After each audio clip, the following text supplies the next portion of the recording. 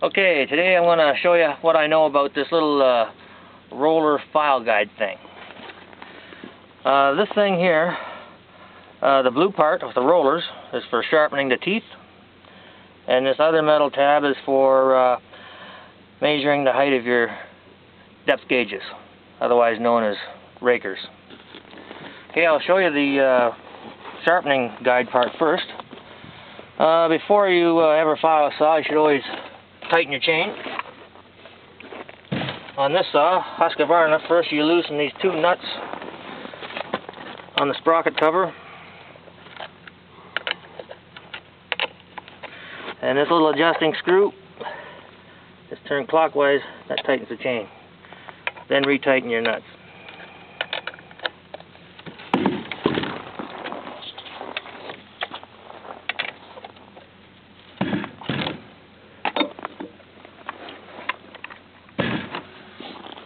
Now, this guide is really good for beginners or for people who don't use a saw for a living. It goes on the chain just like that, so that the tooth is right in the middle. On the chain, you got teeth on this side, and you also have teeth on this side. So when you do the teeth on the other side, you turn the saw around,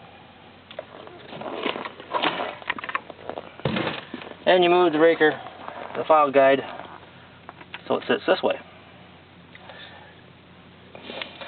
The high side of this guide is always toward the motor. Okay.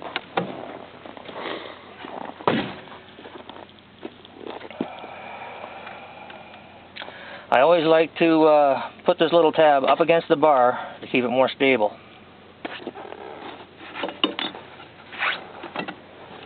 Now this thing is really easy to use, and it's the only file guide that I've ever seen that I actually like. As long as you have the two rollers rolling, you pretty much can't go wrong.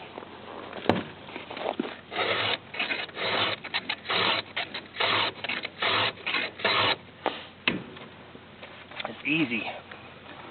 You just follow the edge of the tooth, and that would be in parallel with the line that's already on the tooth as well. One more.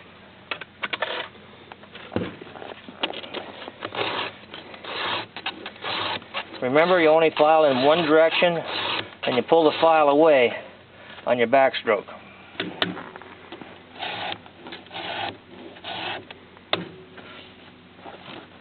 What you're doing with this file is you're taking out all that C-shaped meat under the cutting edge, you're brushing along the cutting edge, and you're giving it a nice sharp point at the corner of the tooth. Now, with this raker gauge, it says soft and hard. And I've never seen the instructions for this thing, and I think that means for softwood and hardwood. For the softwood part, I think I know how that would work. Is you got this cutout with a little divot, and that divot will fit right over your raker. So you butt this thing up against that tooth, like that, until your raker is sitting right in that little cutout, and the bottom of this plate is sitting on top of the tooth that belongs to that raker. The other side, I don't know how that works, but that's how the softwood side would work. But I've never used that raker gauge to do my rakers. How I do my rakers is old school, with the flat file resting across two teeth and not touching this middle tooth, just resting across these two teeth back there. And I look under the file to see if there's a space between the top of the raker and the bottom of the file. And you need a space there about the thickness of a dime, and that'll really cut.